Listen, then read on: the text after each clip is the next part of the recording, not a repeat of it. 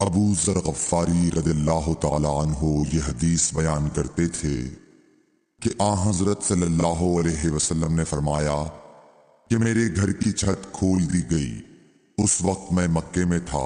پھر جبرائیل علیہ السلام اترے اور انہوں نے میرا سینہ چاک کیا، پھر اسے زمزم کے پانی سے دھویا، پھر ایک سونے کا تشت لائے جو حکمت اور ایمان سے بھرا ہوا تھا، اس کو میرے سینے میں رکھ دیا، پھر سینے کو جوڑ دیا، پھر میرا ہاتھ پکڑا اور مجھے آسمان کی طرف لے کر چلے۔ جب میں پہلے آسمان پر پہنچا تو جبرائیل علیہ السلام نے آسمان کے داروغہ سے کہا کھولو۔ اس نے پوچھا آپ کون ہیں؟ جواب دیا کہ جبرائیل۔ پھر انہوں نے پوچھا کیا آپ کے ساتھ کوئی اور بھی ہے؟ جواب دیا ہاں میرے ساتھ محمد صلی اللہ علیہ وسلم ہے۔ انہوں نے پوچھا کہ کیا ان کے بلانے کے لیے آپ کو بھیجا گیا تھا؟ کہا جی ہاں۔ پھر جب انہوں نے دروازہ کھولا تو ہم پہلے آسمان پر چڑھ گئے۔ وہاں ہم نے ایک شخص کو بیٹھے ہوئے دیکھا۔ ان کے داہنی طرف کچھ لوگوں کے جھنڈ تھے اور کچھ جھنڈ بائیں طرف تھے۔ جب وہ اپنی داہنی طرف دیکھتے تو مسکراتے اور جب بائیں طرف نظر کرتے تو روتے۔ انہوں نے مجھے دیکھ کر فرمایا آؤ اچھے آئے ہو، صالح نبی اور صالح بیٹے۔ میں نے جبرائیل علیہ السلام سے پوچھا یہ کون ہیں؟ انہوں نے کہا کہ یہ آدم علیہ السلام ہے، اور ان کے دائیں بائیں جو جھنڈ ہیں یہ ان کے بیٹوں کی روحیں ہیں۔ جو جھنڈ دائیں طرف ہیں وہ جنتی ہیں، اور بائیں طرف کے جھنڈ دوزخی روحیں ہیں۔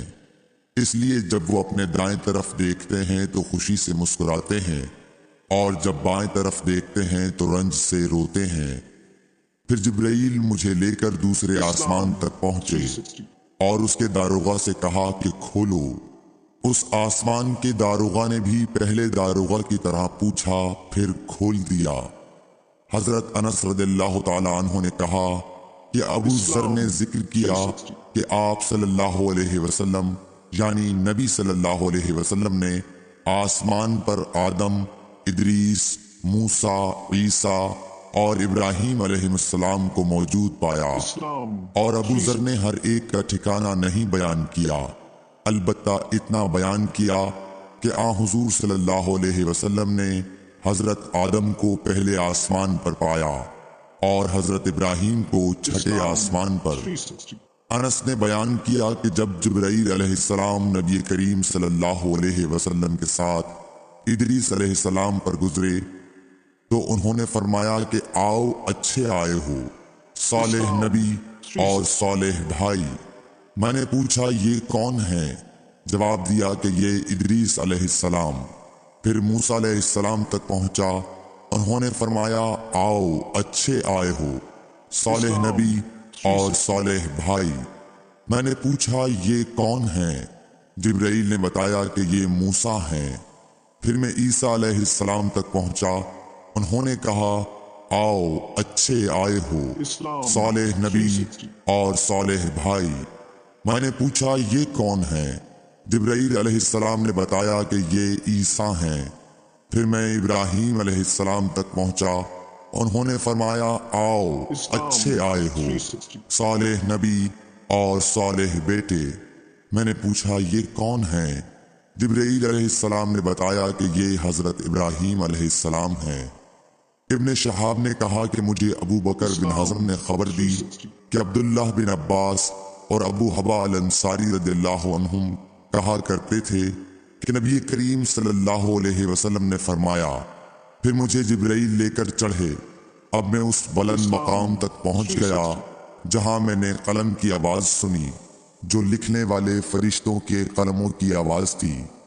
ابن حزم نے اپنے شیخ سے اور انس بن مالک نے ابو ذر سے نقل کیا کہ نبی کریم صلی اللہ علیہ وسلم نے فرمایا، پس اللہ تعالیٰ نے میری امت پر 50 وقت کی نمازیں فرض کی۔